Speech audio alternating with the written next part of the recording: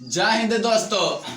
कर्म ही पूजा है, संघर्ष ही जीवन है। 8 क्लास का जो परीक्षा हुआ था उसमें टॉपर है बादल कुमार मैथ का। इनसे क्वेश्चन पूछेंगे कि कैसे आया। शून्य संख्या किसे कहते हैं? सिर्फ जीरो को शून्य संख्या कहते हैं।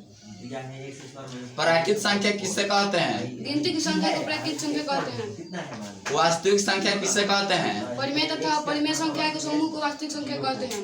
अपरिमेय संख्या किसे कहते हैं? वैसी संख्या जिसे p बटा q के रूप में नहीं लिखा जा सके, जहाँ q नॉट इक्वल टू 0 नहीं हो, उसे अपरिमेय संख्या कहते हैं। चर किसे कहते हैं? जिसका मान हमेशा बदलते रहे उसे चर कहते हैं। समीकरण संख्या किसे कहते हैं?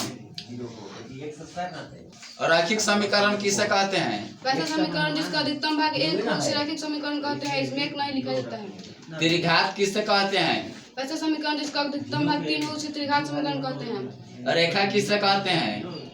वैसी ज्यामितीय आकृति जिसमें दो अंतिम बिंदु हो, जिसे आगे नहीं बढ़ाया जा सके, उसे रेखा कहते हैं। रेखाखंड किसे कहते हैं? वैसी ज्यामितीय आकृति जिसमें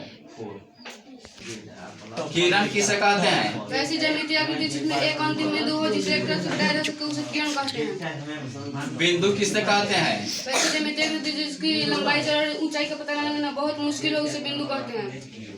त्रिभुज किसे कहते हैं? 3 सरल रेखा से घिरी आकृति को त्रिभुज कहते हैं। समबाहु त्रिभुज किसे कहते हैं? वैसे त्रिभुज जिसका प्रत्येक भुजा समान तथा प्रत्येक कोण 60 डिग्री का हो, उसे समबाहु त्रिभुज कहते हैं। समद्विबाहु त्रिभुज किसे कहते हैं? वैसे त्रिभुज जिसका 2 भुजा तथा 2 कोण एक दूसरे से बराबर हो तथा तीसरा नहीं, उसे समद्विबाहु त्रिभुज कहते हैं। विषमबाहु त्रिभुज किसे कहते हैं? वैसे त्रिभुज जिसके 3 भुजा तथा 3 कोण भिन्न हो, उसे विषमबाहु त्रिभुज कहते हैं। समकोण त्रिभुज किसे कहते हैं? वैसे त्रिभुज